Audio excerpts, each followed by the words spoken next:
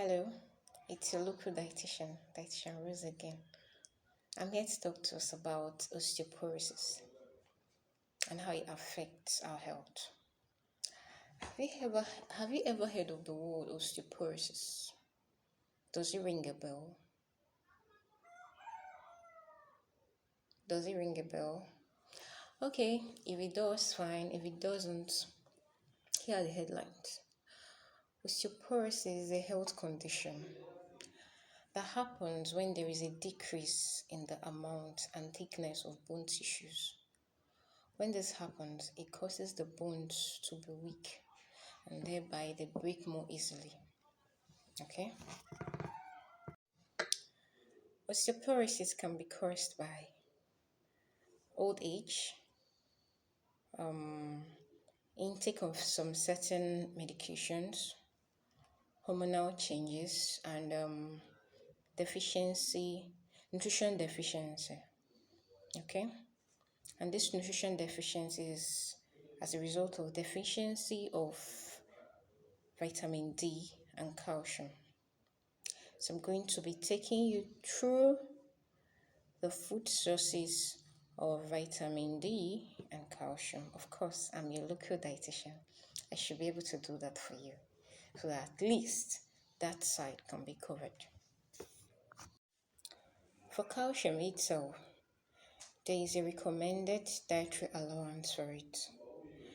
So for adults aged 19 to 64, you're required to consume 700 milligrams of calcium per day. So how do you regulate this if you're not on any supplement? For those who are on supplements, it can be regulated, it can be calculated, of course. It is seen in the nutritional label there. But for those of you who are dieting, you wish to get your source of calcium from your diet, you might not really know how to calculate it. That is why you need the service of a dietitian or a nutritionist to help you calculate it. But that's by the way. Here are the food sources of calcium. You can get your calcium from your okra, your soya milk or soya beans or soya drink. You can get it from your green leafy vegetables, example, ugu, onugbu, akwukwo, and so on. Okay? You can get it from your milk. As we all know, you can get it from your ice cream. Remember, it's made from milk. You can get it from your yogurts. Oh yes, excellent way of getting calcium. You can get it from fortified flour or any fortified food. Okay, the calcium is added to it. You can get it from your bone marrow. You can get it from your fish bones. Alright, your sardines. Yes. You can also get your calcium from your bread, your seafood, your beans, your fortified cereals. Alright, like I earlier said. You can get your calcium from your nuts as well. Yes. There is something you must know. You can decide to take in all of this calcium and your body won't actually absorb it. Do you know why? Because you don't have enough vitamin D. Because vitamin D helps in calcium absorption.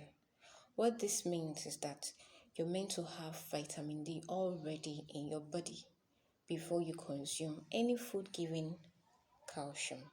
That way your body can be able to absorb it and it's been taken in as calcium and it does its work and make those bones stronger instead of weak. Alright? So here are the food sources of vitamin D. I would always recommend you getting your vitamin D from your sunlight. Oh yes, that one is top notch. 30 minutes under the sun, especially your early morning sun, that rising sun, it's okay. You can extend it to 1 hour, fine. That way, you have your vitamin D already in your body, ready for you to consume those calcium-rich fruits and get those bones strong again, okay?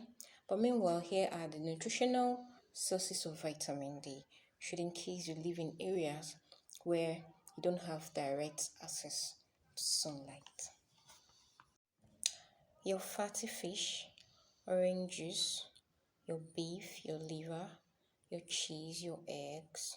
Of course, if you have issues with your cholesterol, I will not recommend you in your bid to get your vitamin D, you now start eating eggs. No, you can eat egg, but the albumin, not the yolk. All right? Yes. Then you shut down or you reduce a whole lot on those extra fats you get from your cheese and butters and all of that. That way, you have to choose wisely the food sources of vitamin D to go for. Oh yes, in that way you can decide to take away those ones and make do with the other sources of vitamin D. All right. Mushrooms, milk, yogurt, orange juice. They are all food sources of vitamin D. So you can take a grab whenever you see them around. Don't look away, okay? They're actually good for your bones. At this point, we would like you to hit the subscribe button, okay, to get more and more of our newsletters, okay? So if you haven't even taken anything to that, at least you should take home that calcium needs vitamin D to be well absorbed in the body. Okay, so the two goes hand in hand. For those who are suffering from osteoporosis, they need these two things. So that way, it should boost your immune system and do well.